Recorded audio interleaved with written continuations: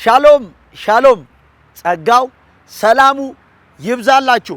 እኔ ወንድማችሁ ፕሮፌት ብንተስኖት በድሉ ከኢትዮጵያ አዲስ አበባ ሕይወት ጸጋ ዓለም አቀፍ ቤተክርስቲያን አንድ ድንቅ ባርኮት ልባርካችሁ ዛሬ በፊታችሁ ተገኝቻለሁ። ይሄንን ባርኮት ከእግዚአብሔር ቃል አንጻር ምንድነው ብላችሁ ብትሉኝ ከእግዚአብሔር ልታገኙ የሚገባችሁን ዋጋችሁን ከእግዚአብሔር ልታገኙ የሚገባችሁን የርስት ብድራት የምትቀበሉበትን ልዩ መንገድ ዛሬ አሳያችኋለሁ። ሁላችሁም ይሄ በረከት ለብዙዎች እንዲደርስ ሼር፣ ኮፒ ሊንክ፣ ዲዩት በማድረግ በፌስቡክ ቻናል፣ በቲክቶክ ቻናል፣ በዩቲዩብ ቻናል የምትከታተሉ የጸጋውና የቃሉ ወዳጆች ዛሬ አንድ ልዩ ባርኮት አለኝ። በመንፈሳዊ ሕይወት ስንኖር ሶስት ልናውቃቸው የሚገቡ መሰረታዊ ነገሮችን ዛሬ አሳያችኋለሁ። ይሄም መሰረታዊ ነገር በመንፈሳዊ ሕይወት ስንኖር ሶስት መሰረታዊ ነገር ልናውቃቸው በክርስትና ሕይወት ስንኖር ሶስት ልናውቃቸው የሚገቡ መሰረታዊ ነገሮችን አሳያችኋለሁ። ይሄም ደግሞ ሶስት መሰረታዊ በክርስትና ሕይወት ስንኖር እነዚህ ሶስት መሰረታዊ ነገሮችን በማወቅ ከአምላካችን ዘንድ ከጌታችን ዘንድ የርስት ብድራት ወይም ልንቀበል የሚገባንን ዋጋችንን ከጌታ የምንቀበልበት ልዩ ነገር ነው። ከእግዚአብሔር ቃል አንጻር ሶስት መሰረታዊ ልንቀበል የሚገባውን ዋጋችንን የምናገኝበት ልዩ መንገድ ነው። የመጀመሪያው በዕብራውያን ምዕራፍ 11 ቁጥር 23 ይሄንን መልእክት በደንብ በማስተዋል ስሙኝ። ሕያውን የከበረውን የጌታን ቃል ለጌታ ክብር እናገራለሁ። ሙሴም ከተወለደ በኋላ ወላጆቹም ያማረ ሕፃን መሆኑን አይተው ይላል። ያማረ ሕፃን መሆኑን አይተው በእምነት 3 ወር ሸሸጉት፣ የንጉሱንም አዋጅ አልፈሩም። የማ ወላጆች? የሙሴ ወላጆች ሙሴን ሲያዩት ያማረ ሕፃን መሆኑን አይተው በእምነት 3 ወር ሸሸጉት፣ የንጉሱንም አዋጅ አልፈሩም ይላል። እዚህ ሐሳብ ላይ ስትመለከቱት የመጀመሪያው የሚያወራው ስለ እይታ ነው። በመንፈሳዊ ሕይወት ውስጥ በክርስትና ሕይወት ውስጥ ስንኖር ከእግዚአብሔር ልናገኝ የሚገባውን ነገር ልንቀበል የመጀመሪያው የሚያስፈልገው መሰረታዊ ነገር እይታ ነው። ምን ማለት ነው? ያማረ ማለት የሚያወራው ስለ ስጋ ውበት አይደለም፣ ስለ ስጋ ቁንጅና አይደለም። ያማረ ሕፃን መሆኑን አይተው ይላል። ስለዚህ ምን ማለት ነው? ኮሊንግ ያለበት ወይም ጥሪ ያለበት የእግዚአብሔር ዓላማ ያለበት ከሌሎች ልጆች ይልቅ የተለየ ልጅ መሆኑን ተመልክተው ይላል። አያችሁ?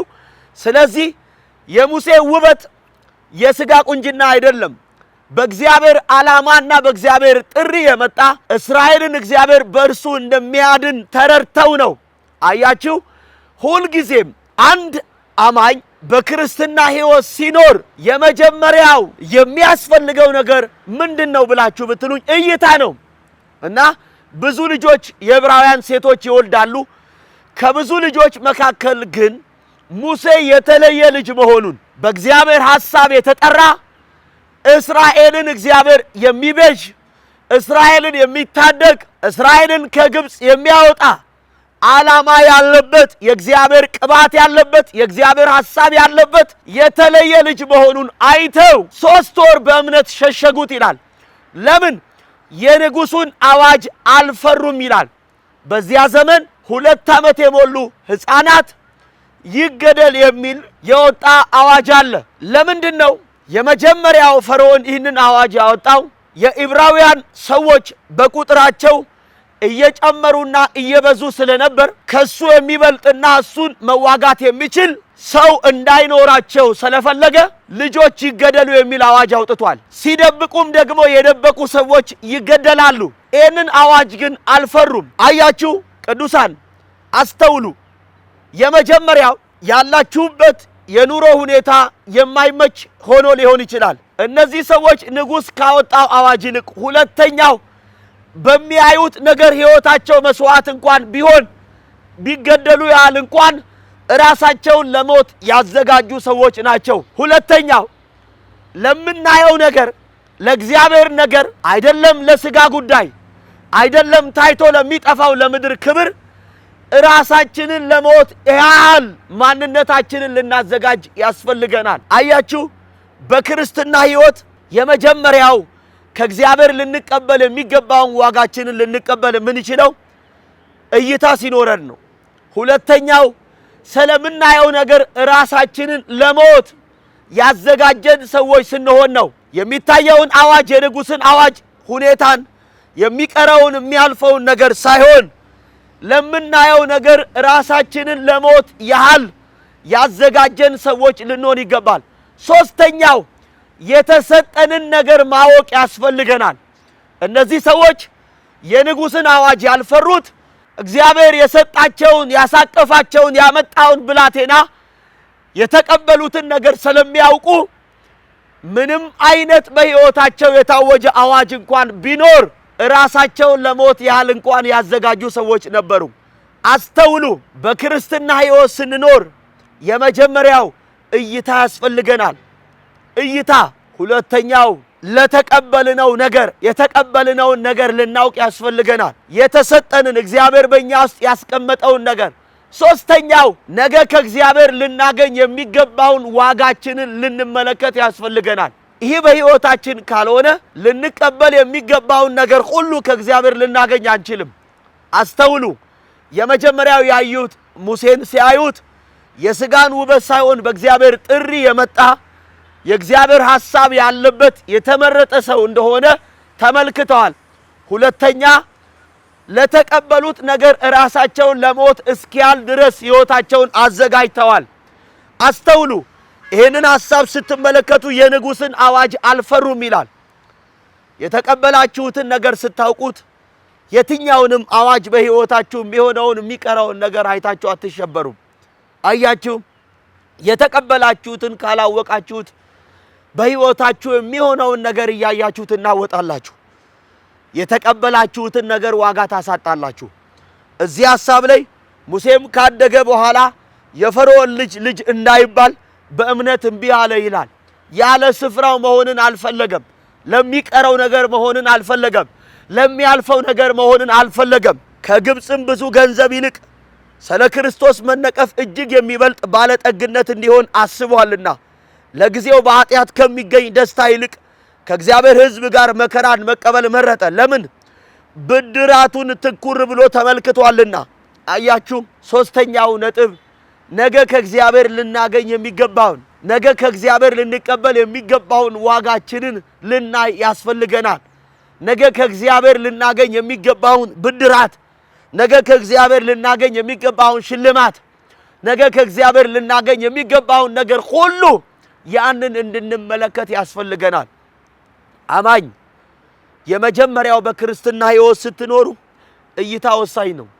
ማየት ከቻላችሁ ሁለተኛው የተቀበላችሁትን ነገር ዋጋ ትሰጡታላችሁ። ሶስተኛው ምንም አይነት በሕይወታችሁ አሁን ለጊዜው የሚሆን አስቸጋሪ ነገር ቢኖር፣ ለጊዜው የሚሆን ከባድ አዋጅ ቢኖር፣ ለጊዜው የሚሆን መከራ ቢኖር ዛሬ የሚታየውን ሳይሆን ነገ ከአምላካችሁ ዘንድ የምታገኙትን የርስት ብድራት ከጌታችሁ የምታገኙትን ዋጋችሁን አሜን ያንን ትመለከቱታላችሁ። ከግብፅ ብዙ ገንዘብ ይልቅ ስለ ክርስቶስ መነቀፍ እጅግ የሚበልጥ ባለጠግነት እንዲሆን አስቧልና አለ። አያችሁ፣ ዛሬ ከሚያገኘው ለጊዜው ከሚሆን ከሚጠፋው ደስታ ጮማ ይልቅ ስለ ክርስቶስ መነቀፍ እጅግ የሚበልጥ ባለጠግነት እንዲሆን እጅግ የሚበልጥ የተሻለ ክብር እንደሆን አስቧልና በኃጢአት ከሚገኝ ደስታ ይልቅ ከእግዚአብሔር ሕዝብ ጋር መከራን መቀበል መረጠ። ለምን ሲባል ሙሴ ብድራቱን ከጌታ ነገ የሚያገኘውን ዋጋውን አስቧልና።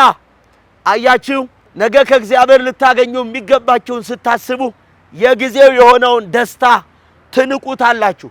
ለጊዜው የሆነውን ክብር ትንቁታላችሁ። ለጊዜው የሆነውን ምቾት ትረሱታላችሁ፣ ትተውታላችሁ። ለዚያ ነው የንጉሥን አዋጅ አልፈሩም ይላል። ለምን? ዛሬያቸውን ሳይሆን የሚያዩት ነገ ከእግዚአብሔር ሊቀበሉ የሚገባቸውን ነገር ነው የሚያስቡት። በዘጸአት ምዕራፍ 2 ቁጥር 2 ላይ ሕያው ቃል እንዲህ ብሎ ይናገራል። ዘጸአት ምዕራፍ 2 ቁጥር 1 ከሌዊ ወገንም አንድ ሰው ሄዶ የሌዊን ልጅ አገባ። ሴቲቱም ጸነሰች፣ ወንድ ልጅም ወለደች። መልካምም እንደሆነ ባየችው ጊዜ 3 ወር ሸሸገችው ይላል። የተለየ ጥሪ ያለበት የእግዚአብሔር ሐሳብ ያለበት መሆኑን ስላየች አያችሁ። ስለዚህ እይታ ወሳኝ ነው። በመንፈሳዊ በክርስትና ሕይወት ስትኖሩ እይታ ወሳኝ ነው። ለምን ሸሸገችው? ደግሞም ልትሸሽገው ባልቻለች ጊዜ የደንገል ሳጥን ለእርሱ ወስዳ ዝፋትና ቅጥሯን ለቀለቀችው፣ ሕፃኑንም አሮነችበት፣ በወንዙም ዳር ባለ ቄጠማ ውስጥ አስቀመጠችው። እህቱም የሚደረግበትን ነገር የሚሆንበትን ነገር ልታየው ታውቅ ዘንድ በሩቅ ቆማ ትጎበኘው ነበር። የፈርዖንም ልጅ ልትታጠብ ወደ ወንዝ ወረደች። ደንጋጥሮቿን በወንዝ ዳር ይሄዱ ነበር። ሳጥኑንም በቄጠማ ውስጥ አየች። ደንጋጥሮቿንም ልካ አስመጣችው። በከፈተችውም ጊዜ ሕፃኑን አየች። እነሆ ሕፃኑ ያለቅስ ነበር። አዘነችለትም። ይህ ከዕብራውያን ልጆች አንድ ነው አለች። እህቱም ለፈርዖን ልጅ ሕፃኑን ታጠባልሽ ዘንድ ሄጄ የምታጠባ ሴት ከዕብራውያን ሴቶች ልጥራልሽን አለቻት። የፈርዖንም ልጅ ሂጂ አለቻት።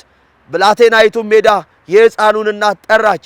የፈርዖንም ልጅ ይህን ሕፃን ወስደሽ አጥቢልኝ፣ ዋጋሽን እሰጥሻለሁ አለቻት። ሴቲቱንም ሕፃኑን ወስዳ አጠባች ይላል። አያችሁ፣ እቺ ሴት የመጀመሪያው እይታዋ፣ ሁለተኛው አሁን ከሚታየው መከራ ይልቅ ከእግዚአብሔር ነገ የምታገኘውን ነገር መመልከቷና ማሰቧ፣ ራሷን ለሞት እስኪያል ድረስ ማዘጋጀቷ እዚህ ሐሳብ ላይ ልታገኝ ከፈርዖን ልጅ ልታገኝ የሚገባውን ክፍያ ከሱ ብቻ አይደለም ከጌታዋ ጭምር ልታገኝ የሚገባውን ደሞዟን እንደተቀበለች እንመለከታለን። ክብር ለወደደንና ለመረጠን ለናዝሬቱ ኢየሱስ ይሁን። ሃሌሉያ። እንዲህ ይላል የፈርዖንም ልጅ ቁጥር 9 ኦሪት ዘጸአት ምዕራፍ 2 ቁጥር 9 የፈርዖንም ልጅ ይህን ሕፃን ወስደሽ አጥቢልኝ፣ ዋጋሽን እሰጥሻለሁ አለቻት። ሴቲቱም ሕፃኑን ወስዳ አጠባች አለች። ለምን? አያችሁ፣ የንጉሡን አዋጅ ስላልፈራች ልትቀበል የሚገባውን ደሞዟን ልትቀበል የሚገባውን በረከቷን ከአሕዛብ ቤት ደሞዟን ዋጋዋን በእግዚአብሔር መንግሥት ውስጥ አንደኛ እይታዋ ነው። ሁለተኛ የተሰጣት ነገር እንደ ሌሎች የዋዛ እንደሆን መመልከቷ ነው። የተቀበለችውን ነገር እግዚአብሔር የሰጣትን ማወቋ ነው። ያን ጊዜ ልታገኝ የሚገባውን የድካሟን ውጤት በእግዚአብሔር መንግሥት ውስጥ ያረገችውን ነገር የርስት ብድራቷን ዋጋዋን አሜን ከአሕዛብ ቤት እግዚአብሔር እንደሰጣት ደሞዟን ይናገራል። በክርስትና ሕይወት አስተውሉ፣ እይታ ወሳኝ ነው። ሁለተኛው የተቀበላችሁትን ማወቅ ወሳኝ ነው። ሶስተኛው ለተቀበላችሁት ነገር ራሳችሁን ለሞት እስኪያል ድረስ ያዘጋጃችሁ ልትሆኑ ያስፈልጋችኋል። ያን ጊዜ ከአምላካችሁ ዘንድ ልትቀበሉ የሚገባችሁን ደሞዛችሁን፣ ልታገኙ የሚገባችሁን በረከታችሁን፣ ያን ጊዜ ልትቀበሉ የሚገባችሁን አሜን ዋጋችሁን እግዚአብሔር ይሰጣችኋል። ለዚያ ነው ሐዋርያው ቅዱስ ጳውሎስ መልካሙን ገድል ተጋድያለሁ፣ ሩጫዬን ደግሞ ጨርሻለሁ፣ ሃይማኖቴን ደግሞ ጠብቄአለሁ ይላል። ትላንት ለማን እንደሮጠ ስለሚያውቅ፣ ትላንት ለምን እንደደከመ ስለገባው ጨርሻለሁ አለ። ሃይማኖቴን ደግሞ ጠብቄአለሁ፣ ወደፊት የጽድቅ አክሊል ተዘጋጅቶልኛል አለ። ጻድቅ ፈራጅ የሆነው እርሱ በሚመጣበት ቀን ለእኔ ያስረክበዋል አለ። ሃሌሉያ። ስለዚህ የምንሮጥለትን ካወቅን፣ ለገባን እውነት ራሳችንን ለሞት ካዘጋጀን፣ ነገ ከእርሱ ልንቀበል የሚገባውን የርስት ብድራት ዋጋችንን ከተቀበልን ከተመለከትን፣ ከእርሱ ልናገኝ የሚገባውን ነገር ሁሉ አሜን ዋጋችንን እንቀበላለን። ክርስቲያኖች እይታ ወሳኝ ነገር ነው። እይታ ማለት የጊዜው የሆነውን ሳይሆን የመጀመሪያው ከእግዚአብሔር ነገር ልናገኝ የሚገባውን ዋጋችንን፣ ከእግዚአብሔር ልንቀበል የሚገባችንን ብድራታችንን፣ ከእግዚአብሔር ልንቀበል የሚገባውን የለፋንበትን ያንን ውጤታችንን። ለዚያ ነው መልካሙን ጋድል ተጋድያለሁ አለ። ስለገባው እውነት ጳውሎስ ስለ ክርስቶስ ወንጌል በወህኒ የታሰረ ሰው ነው። ስለገባው እውነት ጳውሎስ በድንጋይ የተወገረ ነው። ስለገባው እውነት መርከብ 3 ጊዜ የተሰበረበት በእፉኝት የተነደፈ ሰው ነው። አስተውሉ። በጅራፍ የተገረፈ ሰው ነው፣ የተራበ ሰው ነው፣ የታሰረ ሰው ነው። ነገር ግን ይህ ሁሉ ሲያደርግ ጳውሎስ ነገ ከእግዚአብሔር ስለሚያገኘው ዋጋን ጻድቅ ፈራጅ እሱ ለእኔ ያስረክበዋል። ለእኔ ብቻ አይደለም፣ መገለጡን ለሚጠብቁት ጭምር ነው። የጊዜው የሆነውን ለማያዩ ጭምር ነው። የተቀበሉትን ከእግዚአብሔር ያገኙትን ለተረዱ ሰዎች ጭምር ነው። እባርካችኋለሁ። ልትቀበሉ የሚገባችሁን ዋጋችሁን ዛሬ ራሳችሁን ለሞት እስኪያል ድረስ ስለዚህ እውነት ስለገባችሁ ሕይወት ስለተቀበላችሁት ነገር ያዘጋጃችሁ ሰዎች እግዚአብሔር ዋጋችሁን ይሰጣችኋል፣ በረከትን ይሰጣችኋል። እግዚአብሔር የሕይወትን አክሊል ይሰጣችኋል። እግዚአብሔር ከፍታን ይሰጣችኋል፣ እድገትን ይሰጣችኋል፣ ስኬትን ይሰጣችኋል፣ መወደድን ይሰጣችኋል፣ መፈራትን አሜን ይሰጣችኋል። ስለዚህ ስሙኝ፣ በክርስትና ሕይወት ስንኖር አንድ እይታ፣ ሁለተኛ የተሰጠንን ነገር ማወቅ፣ ሶስተኛ ለተቀበልነው ደግሞ ነገር ራሳችን ለሞት ያል አይደለም፣ ለሆድ አይደለም፣ ለሞት እስኪያል ድረስ ራሳችንን ለመስጠት ያዘጋጀን ሰዎች ልንሆን ያስፈልገናል። አዋጁን አትፍሩት። ማጣት ሊመጣ ይችላል። ድህነት፣ ዋሬቨር የትኛውም ነገር ስለገባችሁ እውነት የሚደርስባችሁ ብዙ አዋጅ የሚወጣባችሁ ነገር ሊኖር ይችላል። ዛሬ ግን እነግራችኋለሁ፣ ለገባችሁ እውነት፣ ላያችሁት ጥሪ፣ እግዚአብሔር ለሰጣችሁ ነገር ራሳችሁን ለሞት ያዘጋጃችሁ ቅዱሳን የደከማችሁበትን ውጤት ደሞዛችሁን ከአምላካችሁ እጅ ይሰጣችኋል፣ ከጌታ ዘንድ የርስት ብድራትን። አሜን። ስለዚህ ለጊዜው ከሚታይ ብዙ ገንዘብ ይልቅ ከእግዚአብሔር ሕዝብ ጋር መነቀፍ እጅግ የሚበልጥ ባለጠግነት እንዲሆን አስበዋልና ለጊዜው ከሚሆን ደስታ ይልቅ ከፈርዖን ቤት ደስታ ይልቅ አለ። አያችሁ፣ ከእግዚአብሔር ሕዝብ ጋር መከራን መቀበል እጅግ የሚበልጥ ባለጠግነት እንዲሆን አስበዋልና ስለዚህ ምን ይላል? ይህን መረጠ ይላል። ከዛስ ብድራቱን ትኩር ብሎ ተመልክቷልና የጊዜው የሆነውን ሳይሆን ነገ በዚህ ሕይወት ስርዓት ውስጥ ሲመላለስ ከእግዚአብሔር የሚያገኘውን ዋጋውን ከእግዚአብሔር የሚያገኘውን ሽልማት ተመልክቷልና ልባርካችሁ በጌታ በኢየሱስ ስም። ዛሬ እይታችሁን እግዚአብሔር የሚያየውን ከሆነ የተቀበላችሁትን የሰጣችሁን ነገር ከተረዳችሁትና ካወቃችሁ ለገባችሁ ለዚህ እውነት ደግሞ ራሳችሁን ለሞት እስኪያል ድረስ ያዘጋጃችሁ ሰዎች ከሆናችሁ የደከማችሁበትን ደሞዛችሁን ከእግዚአብሔር እጅ ከአምላካችሁ ዘንድ በኢየሱስ ስም ዛሬም ብድራታችሁን ትቀበላላችሁ፣ ስኬታችሁን ትቀበላላችሁ፣ ለውጣችሁን፣ ክብራችሁን፣ እድገታችሁን በኢየሱስ ደም ትቀበላላችሁ። አንድ ሰው ለኔ ነው እያለ አሜን አሜን አሜን አሜን አሜን። ከዚህ በኋላ በየሳምንቱ ሁልጊዜም የእግዚአብሔር በጎ ፈቃዱ ቢሆን ጥቂት ደቂቃ የእግዚአብሔርን ቃል አብረን ሼር የምናደርግበት የከበረ ጊዜ ይኖረናል። ለብዙዎች እንዲደርስ ሼር ማድረጋችሁ እንዳይረሳ። ነገ ደግሞ ዕለተ አርብ ከማለዳው 1 ሰዓት ጀምሮ እስከ 9 ሰዓት፣ ቅዳሜም እንደዚሁ ከማለዳው 1 ሰዓት ጀምሮ እስከ 9 ሰዓት ድረስ ልዩ የሆነ የእግዚአብሔርን ቃል የምንማማርበት፣ በአምልኮ ጌታን ከፍ የምናደርግበት፣ መንፈስ ቅዱስ በመራን መሰረት እግዚአብሔር ሕዝቡን በትንቢት መንፈስ የሚያጽናናበት፣ የሚያንጽበት፣ ብዙዎች ከተያዙበት እስራት የሚፈቱበት በአዲስ አበባ አጥቢያ ሕይወት ጸጋ ሳር ቤት በሚገኘው ሮሚያ ኢንቨስትመንት ቢሮ በሚገኘው ሕይወት ጸጋ ዓለም አቀፍ ቤተክርስቲያን ዘወትር አርብና ቅዳሜ ልዩ የአምልኮ ጊዜ የእግዚአብሔርን ቃል የምንማማርበት የጸሎትና እንዲሁም ደግሞ እጅ በመጫን ለሕሙማን የሚጸለይበት እግዚአብሔር በትንቢት መንፈስ ሕዝቡን የሚያጽናናበት የሚፈታበት የሚያንጽበት ፕሮግራም ስለተዘጋጀ ሁላችሁም በዚያ ስፍራ በመገኘት የበረከቱ ተካፋይ እንድትሆኑ የሚቀጥለው ከፊታችን ባለው እሁድ ደግሞ በሻሸመኔ ሕይወት ጸጋ ዓለም አቀፍ ቤተክርስቲያን የሮቡ ፕሮግራም እንግዲህ ወደ እሁድ መቀየሩን ለጊዜው በሻሸመኔ ሕይወት ጸጋ ሮብ የነበረው ፕሮግራም እሁድ ሙሉ ቀን ከማለዳው 3 ሰዓት ጀምሮ እስከ ቀኑ 11 ሰዓት ድረስ መሆኑን በጌታ ፍቅር እናሳስባችኋለን። ሆሳና ዙሪያ፣ አላባ፣ ዱራሜ፣ አንገጫ እየመጣችሁ ሮብ በፊት እንደለመዳችሁት ፕሮግራሙን ለመካፈል እየመጣችሁ ደክማችሁ የተመለሳችሁ ያላችሁ የጌታ የቃሉ የጸጋ ወዳጆች ፕሮግራማችንን የሚቀጥለው ቀን አስተካክለን የምናሳውቃችሁ እስኪሆን ድረስ አሁን በአዲስ አበባ ሕይወት ጸጋ ዓለም አቀፍ ቤተክርስቲያን አርብና ቅዳሜ፣ በሻሸመኔ ሕይወት ጸጋ ዓለም አቀፍ ቤተክርስቲያን እሁድ ሙሉ ቀን የሚካሄድ መሆኑን በጌታ ፍቅር አሳስባችኋለሁ። አድራሻውን ለማወቅ የምትፈልጉ ሰዎች ስክሪኑ ላይ በምትመለከቱ ስልክ ቁጥር በመደወል የቤተ ክርስቲያን አገልጋዮች አድራሻ የሚጠቁሟችሁና ስፍራ የሚያሳዩዋችሁ መሆኑን በጌታ ፍቅር አሳስባችኋለሁ። ጸጋው ሰላሙ ይብዛላችሁ። እወዳችኋለሁ። ጸጋው ሰላሙ ይብዛላችሁ። ሜ ጎድ ብለስ ዩ